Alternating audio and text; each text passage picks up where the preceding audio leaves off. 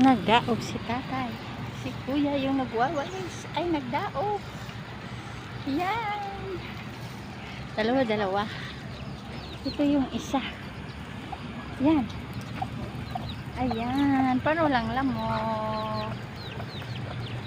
Ganito yan sa probinsya, guys, na. Naalala ko yung mama ko, ganyan din dati. Tapos niya magwawalis. Nagdaog na siya. Pag-video mo na ako. Ayan. Ganun yung nanay ko. Kaya maalala ko pag may nagdaog. Kasi pagtapos ni mama magwalis, ayun, magdaog na siya. Paghapon, ganito kasi si kuya, maaga niya ginagawa.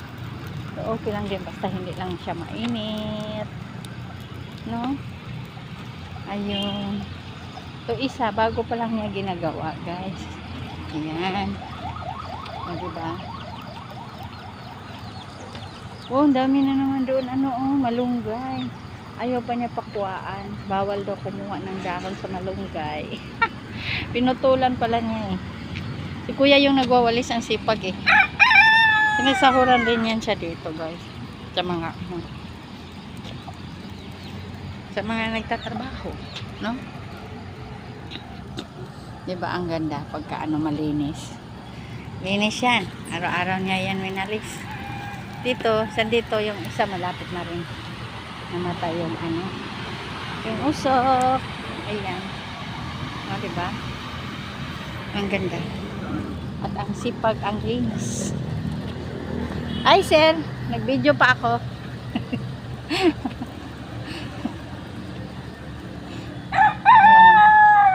Tapos may manok. Nagtuktugaok.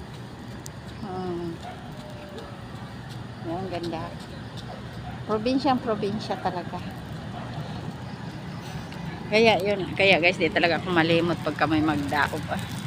Mapahinto talaga ako dahil doon sa nanay ko dati na pagka magwawali sa hapon, magdaog na.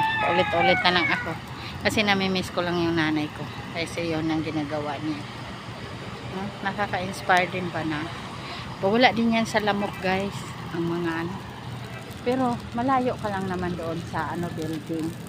Hindi naman pwede mo silang ilapit kasi baka masunog sa mga sasakyan. Kaya bawal lang yan. Kaya si kuya pinito. Tapos kailangan na nasa malayo-layo. Saka yung mga dyan na mga patay na mga gunahon, matutunaw lang din yan. Pwede mo yan iabono, guys, doon sa mga tanim-tanim nyo. Pag natunaw yan, yung abon niya, makakataba din yan. Yan ang kaganda sa sa mga usok. Iba na yung masunog, iba yan. Yan. Iba ang ganda. Ang linis. Tapos dito, exercise. Siguro po ako titira ganito, okay na ako. Malinis ba? Hindi na, guys. Ito, guys, i-upload ko ito sa YouTube at saka sa Facebook. Sana bisitahin nyo rin ako sa YouTube channel ko para naman mayroon akong subscriber, saka subscribe na rin ako sa Facebook at YouTube ko. Diba?